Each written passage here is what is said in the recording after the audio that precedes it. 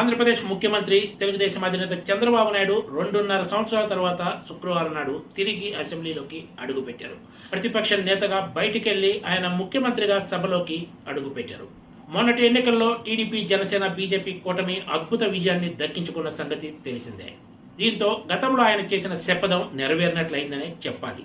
2021 సంవత్సరంలో అప్పటి అధికార వైసీపీకి చెందిన కొంతమంది సభ్యులు తన కుటుంబ సభ్యులపై అనుచిత విమర్శలు చేశారని, ఏమాత్రం గౌరవం లేని ఈ కౌరవ సభలో తాను ఇక అడుగు పెట్టనని, తిరిగి ముఖ్యమంత్రి అయిన తర్వాతే సభలోకి వస్తానంటూ అప్పట్లో చంద్రబాబు శపథం చేసి అసెంబ్లీ సమావేశాలకు దూరంగా ఉంటూ వచ్చిన విషయం తెలిసిందే.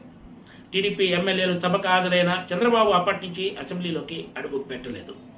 మొన్నటి ఎన్నికల్లో కూటమి అద్భుత విజయాన్ని దక్కించుకోవడంతో ఆయన శుక్రవారం ఉదయం సభలోకి ఎంట్రీ ఇచ్చారు. చంద్రబాబు సభలోకి అడుగుపెట్టిన సమయంలో టీడీపీతో పాటు కూటమి ఎమ్మెల్యేలంతా హర్షధ్వానాలు చేస్తూ నిజం గెలిచింది, ప్రజాస్వామ్యం నిలిచిందంటూ ప్లకార్డులు ప్రదర్శించారు. ఇక్కడ మరో కీలక విషయం ఏమిటంటే, జనసేన అధినేత పవన్ కళ్యాణ్ ను రెండోసారి కూడా అసెంబ్లీ గేటు తాకనీయమంటూ చాలా మంది వైసీపీ నేతలు సవాళ్లు విసిరారు. ఇలా సవాళ్లు విసిరిన వారు అసెంబ్లీ ఎన్నికల్లో ఘోర పరాజయం చవిచూస్తే జనసేన పోటీ చేసిన 21 సీట్లలో 21 గెలుచుకొని అసెంబ్లీలోకి అడుగుపెట్టింది. టీడీపీ తర్వాత జనసేన అసెంబ్లీలో రెండవ అతిపెద్ద పార్టీగా అవతరించిందంటే పరిస్థితి అర్థం చేసుకోవచ్చు.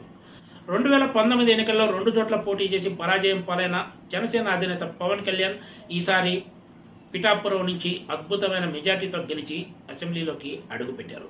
ఆయన ఇటీవలే ఉప ముఖ్యమంత్రి బాధ్యతలు చేపట్టిన విషయం తెలిసిందే.